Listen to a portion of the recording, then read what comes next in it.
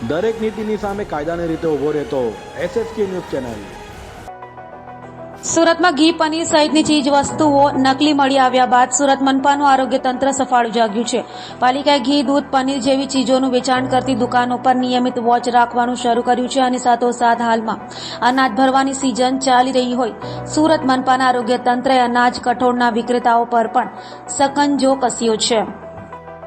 સુરત મહાનગરપાલિકાના આરોગ્ય વિભાગ દ્વારા છેલ્લા 3 દિવસથી સુરત શહેરના જાણીતા એવા અનાજ કરિયાણાના 126 જેટલા વેપારીઓને ત્યાં તપાસ હાથ ધરવામાં આવી હતી। અલગ અલગ ઝોનના મોટાભાગના અનાજ કરિયાણાના વેપારીઓને ત્યાં તપાસ કરીને કુલ 15 વેપારીને ત્યાંથી અનાજ કઠોળના સેમ્પલ લેવામાં આવ્યા છે। આ તમામ સેમ્પલોને ચેકિંગ માટે પબ્લિક હેલ્થ લેબોરેટરીમાં મોકલી આપવામાં આવ્યા છે અને તેનો રિપોર્ટ આવ્યા બાદ જો કોઈ પણ સેમ્પલ ફેલ થશે તો કાર્યવાહી કરવામાં આવશે।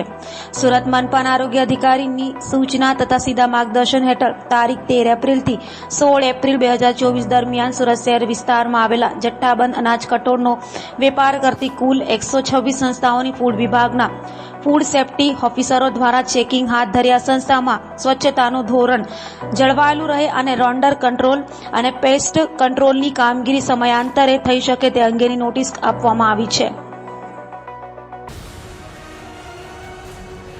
દરેક નીતિની સામે કાયદાની રીતે ઊભો રહેતો SSK ન્યૂઝ ચેનલ।